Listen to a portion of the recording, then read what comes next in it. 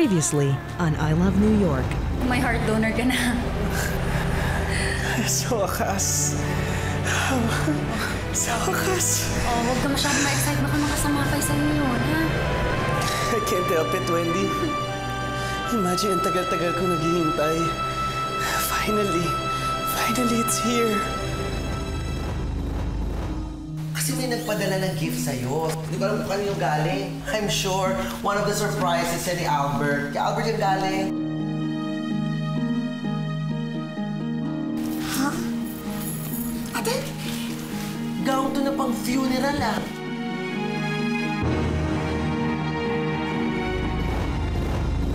Finally, natutuhan mo rin mahalin si Seb.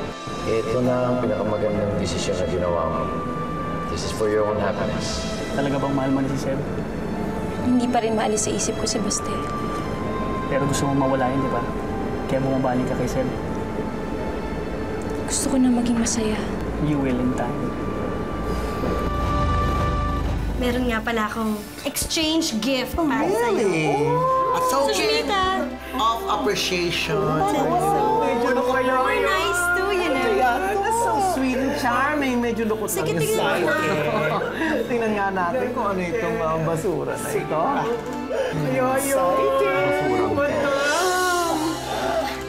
Yan. Para sa'yo yan. Kasi baka hindi mo pa nakita yung sarili mo sa salamin, pinadala kita yan para makita mo naman yung kalooban mo. You know, diba? Look alike. Wala, lagyan mo lang ng red lipstick ha, at saka rubber band para talagang kamukha na.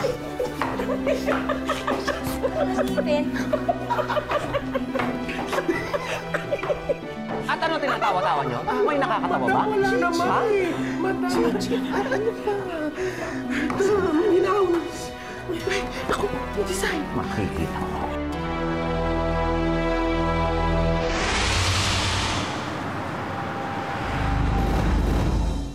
Siya yung heart donor mo, Albert. Brain dead na siya. Pumayag ang asawa niya na ibigay ang heart ng husband niya para lang sa'yo.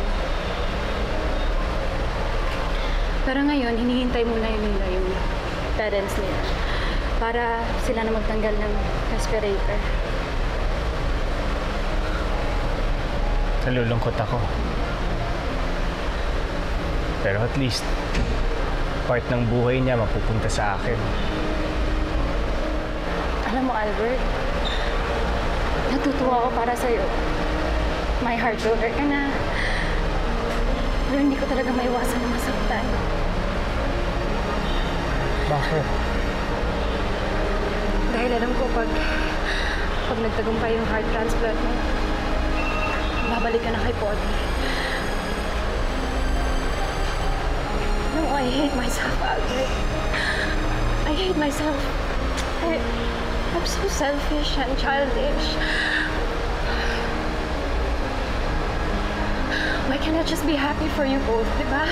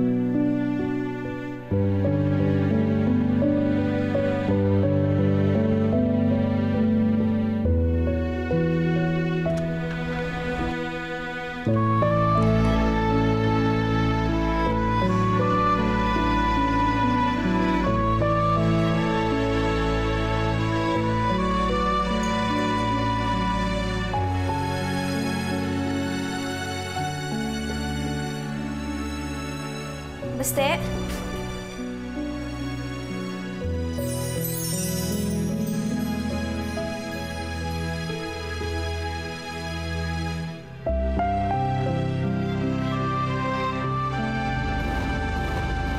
Oh. Ready ka na ba? Last day na natin sa seminar na yan. Mauna na ako muna sa inyo, ha? Oo. Pwede na.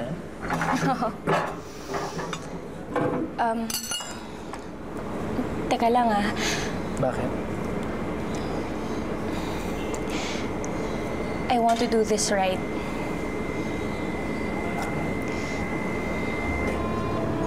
Natalie, anong ginagawa mo?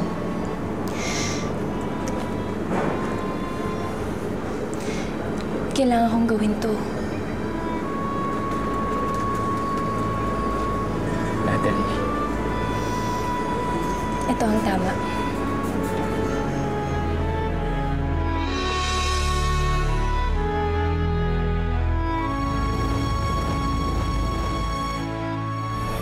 Anong ginagawa mo? Ponyang, hindi ko mapangakong makakalimutan ko agad si Natalie. Pero kung hahayaan mo ako, gusto ko nang ibaling sa iba yung nararamdaman ko. Basta, nagtitililiw ka ba? Kung ano na sinasabi mo eh.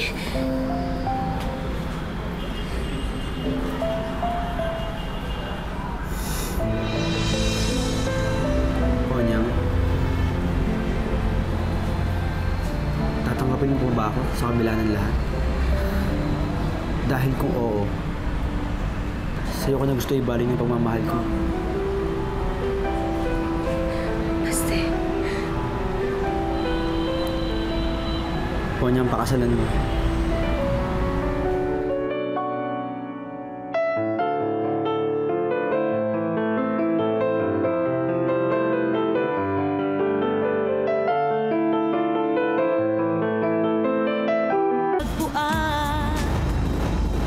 Ponyang, pakasalan mo ako. basta, ganun magbiro ng ganyan kasi baka maniwala ako eh. Ponyang, alam ko nakakabigla. Alam ko masyadong mabilis.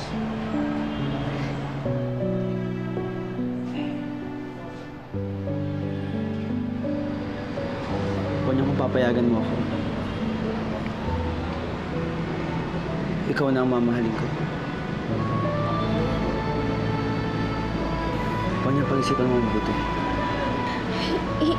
Hindi ba dapat ikaw ang mag-isip? Basta, Nakapag-desisyon na ako. Kakalimutan ko na si Natalie. Ikaw na ang mamahalin ko. basta,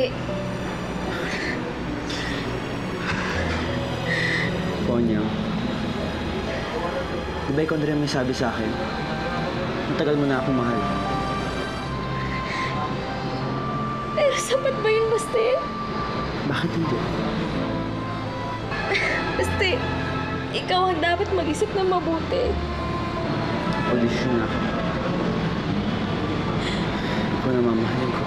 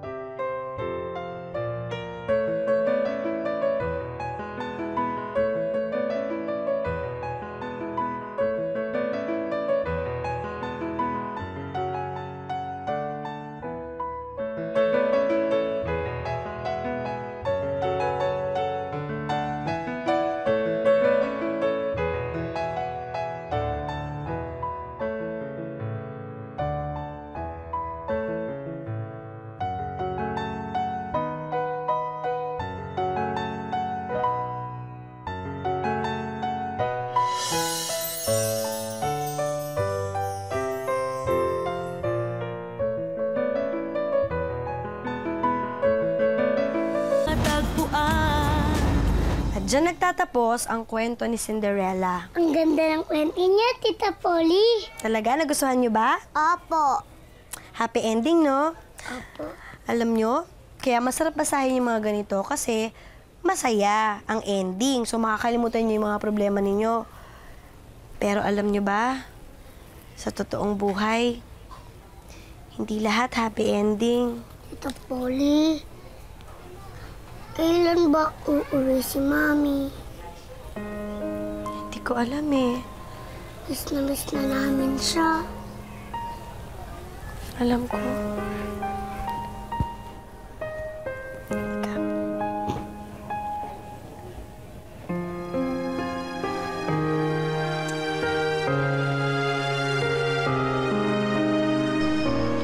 Bukas na ang flight namin ni Baste papuntang New York.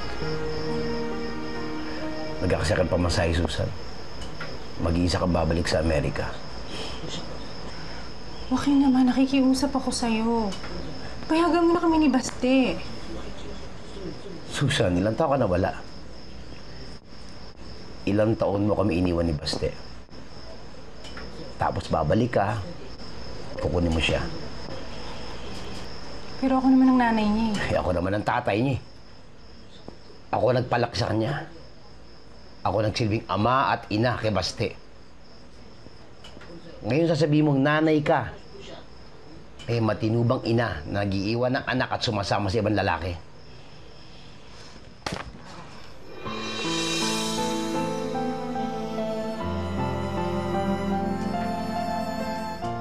Sorry. Mas masakit pag ginawa mo dyan ang iniwan mo kami ni Baste. Yung bang dahilan ba't ayaw mo sa akin ibigay si Baste? Dahil gumaganti ka? Sana, bago mo isipin yung paghihiganti mo, isipin mo muna yung kapakanan ni Baste. Mas magiging magandang buhay niya sa akin, Joaquin.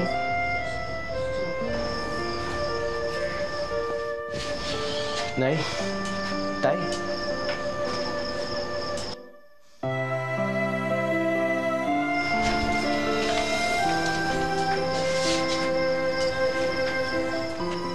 Nandito ka ba para kumbinsin din ako na pumayag para sumama sa nanay mo?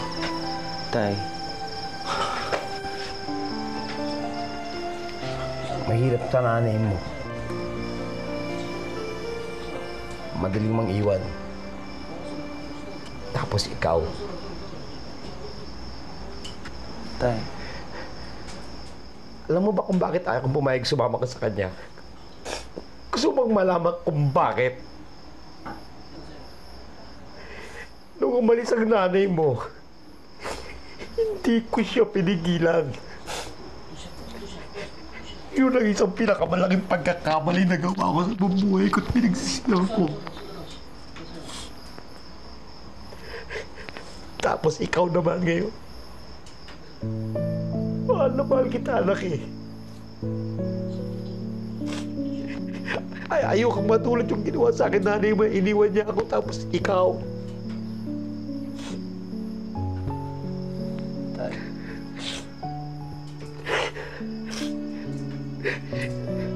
Siguro nga, ito na ang pagkakataon na hindi ko dapat isipin ang sarili ko.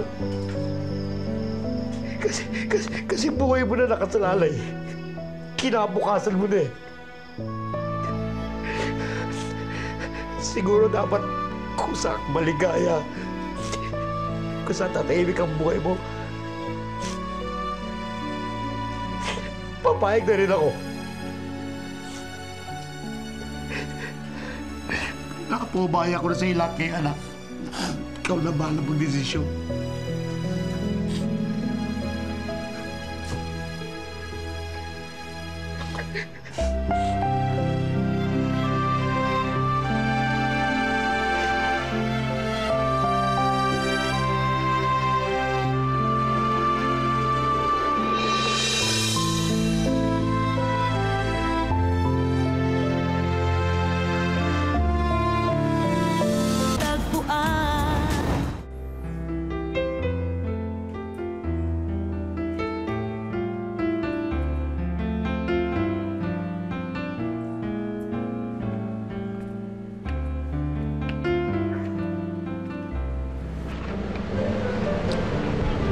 Excited ka na ba sa kasal mo? Excited na medyo natatakot. Bakit ka naman matatakot? Ma, nakakalimutan din ba ang first love? Nalalampasan niya ba yung sa second love, nalalampasan niya ba yun? Siyempre naman. Hindi naman lahat ng nagpakasal yung they end up with their first love. Katulad namin ng daddy mo. Hindi ako ang first love niya. But we truly love each other.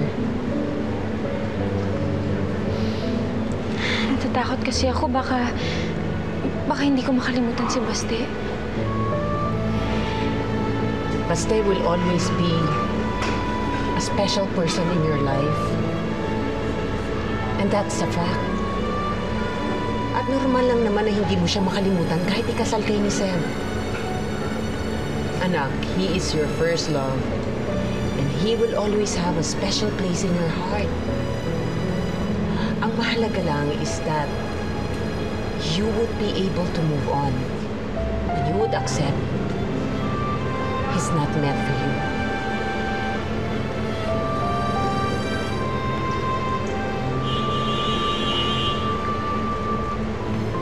Thanks, Ma. I love you.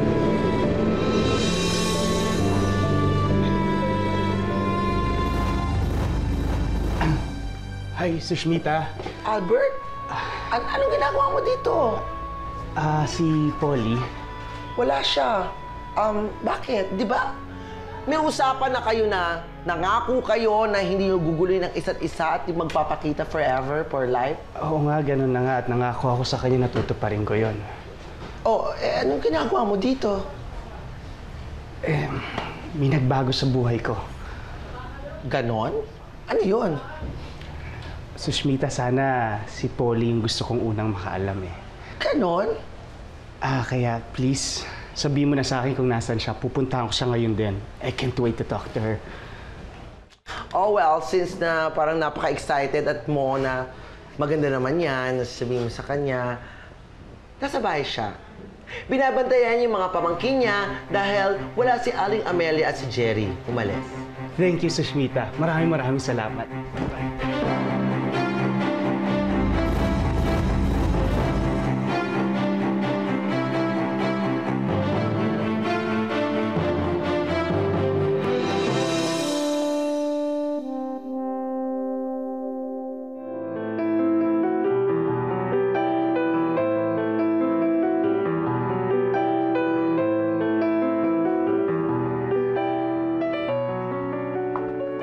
Tara, akita kayo sa taas. Polly? Bakit po, Tita Polly? Sige, basta akit na lang Sasabihin kayo. na ako sa'yo, importante. Ba't ka nandito? Polly, may mahalaga lang akong sasabihin sa'yo. Di ba nag-usap na tayo, Albert? Hindi ka na magpapakita sa akin kahit kailan.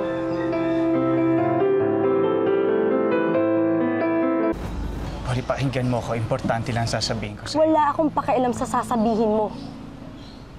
Nangako ka sa akin. Sabi mo, tutuparin mo ang kagustuhan ko. Hindi ka na magpapakita dito. Talaga bang gusto mong nakikita ako ng ganito na naghihirap? Siguro nga, mas mataas ang tingin mo sa sarili mo pag nakikita mo akong nahihirapan ng ganito. Na hindi ka makalimutan. Polly, hindi totoo yan. Kung ganun, bakit hindi ka na lang basta mawala na parang bula? Polly, dahil hindi ko rin kayang mawala ka.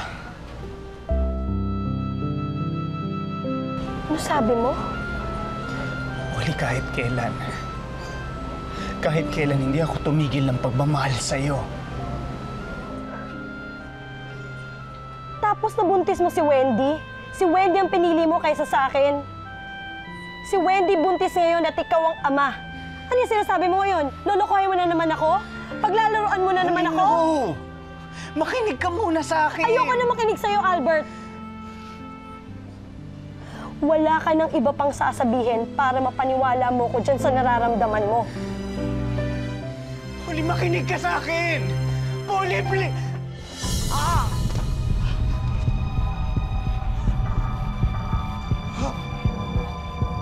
Albert? Albert? Albert, ano nangyayari sa'yo? Albert? Albert? Politi. Tulungan niyo kami! Politi yung gusto kong sabihin sa'yo. Ano yan? Ano ba nangyayari sa'yo? Poli, may sakit ako. Sakit? Ano sakit? Albert! Tulong! Tulungan niyo kami! Albert! Mga kapitbahay, tulungan niyo kami! Albert!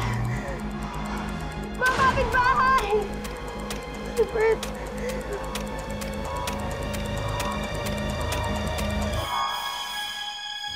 Kapalaran na ika'y matagpuan, taglay mo ang liwanag sa makulay na buhay. Kapalaran na ika'y matagpuan, taglay mo ang liwanag sa makulay na buhay.